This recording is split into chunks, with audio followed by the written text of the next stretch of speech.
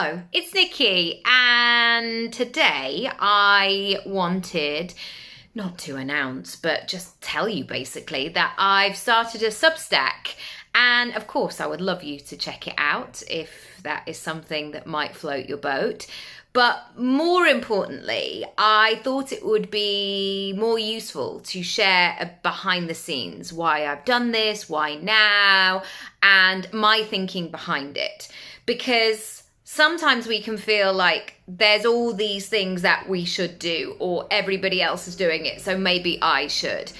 And my whole mission with myself and helping clients also is to work smarter and not harder.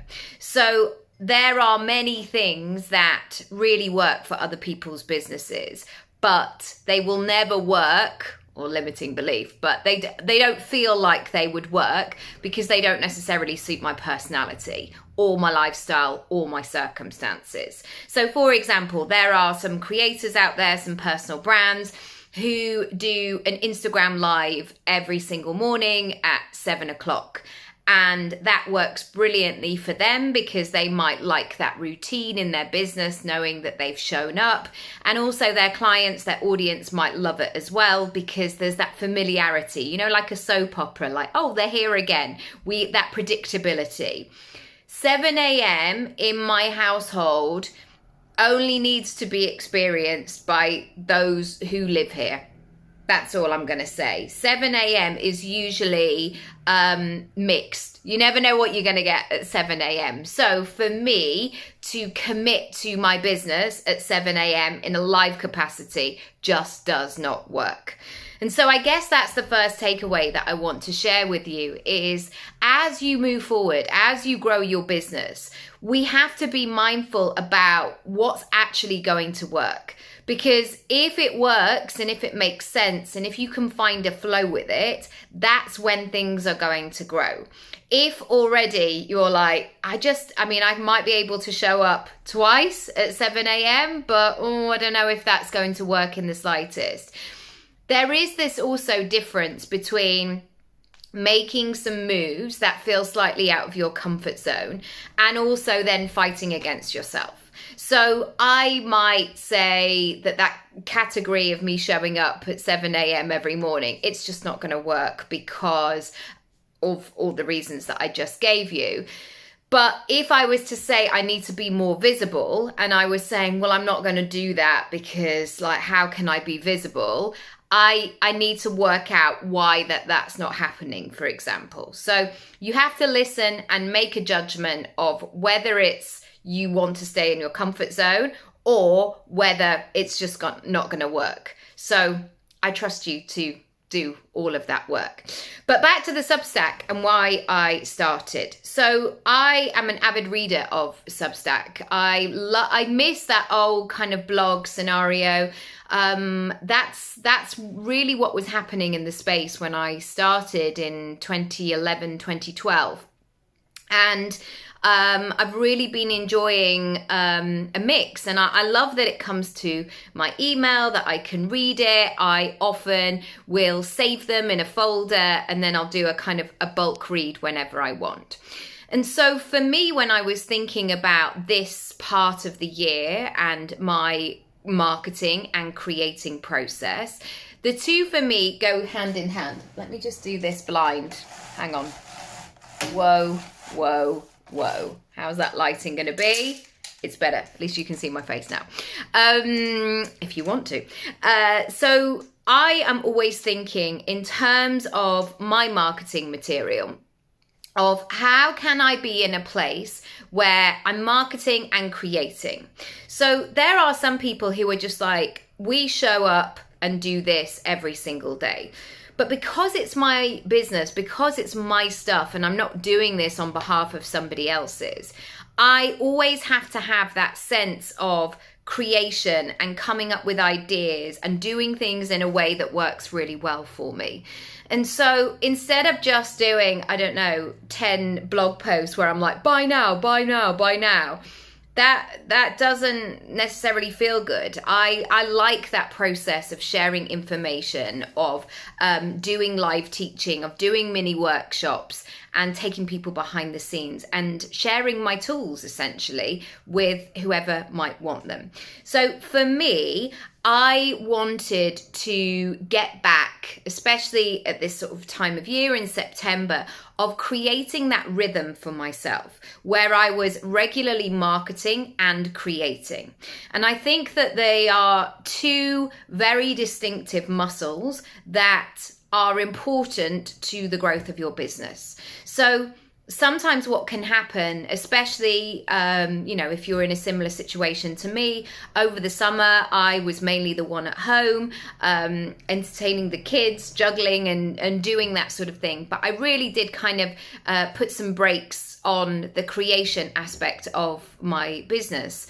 And I just kind of, for the first time actually, worked with what I could do and really thought about it in that way of how can I be present in this moment, but how can I still create income? So it was very strategic in that way. But now that I'm back and now the kids are back in school, I am looking at ways that I can create that pattern, that sense of not necessarily automation, because it's very much me who is creating it, that sense of a rhythm of being visible and showing up and having that sense of these are the tasks that I need to complete each and every day in order for the wheels to turn. And I think so often it can be easy, especially if there's other stuff going on in your life, where the visibility, the marketing aspect sort of falls off. Because especially when I've spoken to clients, their sense of if other stuff is going on behind the scenes or if things feel hard, the last thing that they want to do is go, hi guys, I'm really excited about my business product. They don't necessarily want to do that. Number two, for me, love finding a solution to my problem.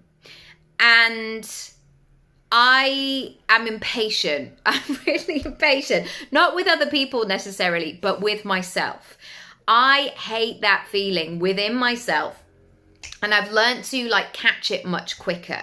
If I'm struggling with something, if I'm going round and round and round in some kind of situation, that does me no favors. Staying small, staying like a victim, staying in that place of I just don't know.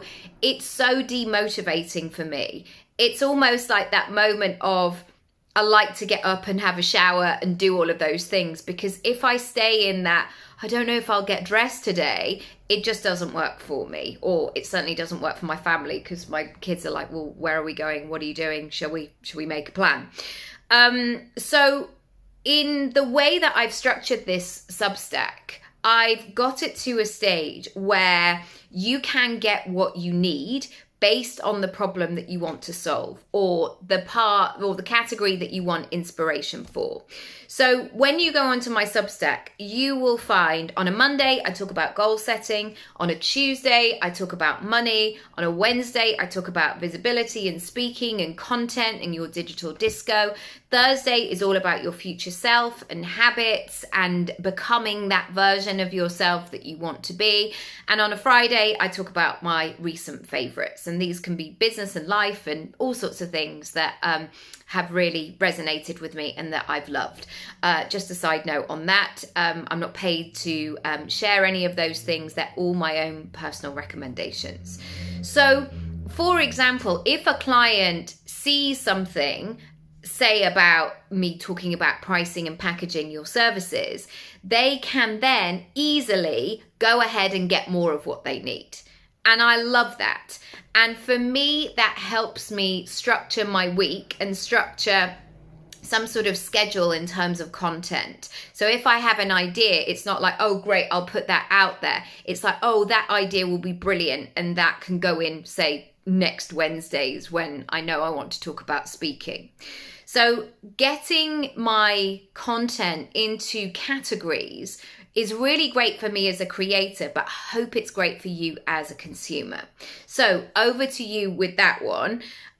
What do you need to do? What are your categories of content that you're creating? What's your What's your vibe? What's this all about? Is there some sort of practicality or predictability to giving your clients, your customers, what they need? Number 3, I wanted to create a blend of writing and video. Now, I know that Substack is sort of like a blog platform, but they do have other pieces of media and content that you can add in there. I am simultaneously growing my YouTube channel, and I also love to write about things as well. So I want to use this content to put in my mailing list and to really make this content work hard for itself. And so creating this blend of almost like having one full article where I have writing and I have the video version, I can then slice and dice that across other platforms or other ways in which I use that. And that works really brilliantly for me. So over to you in terms of this. What do you need to do? Where are you holding back in terms of your content? Where are you almost like fighting against or swimming against the tide, where you actually need to lean in to writing more? Or maybe you are great at creating carousels and pictures and storyboarding in that way. I think now is the time, especially when all of these platforms, all of these companies and brands are saying, no, come over here, come and do this. If you are a one-person show, you have to be very purposeful with your time, because otherwise what might happen is you just are busy the whole time and you're feeling like you have to be uploading and doing all of these things.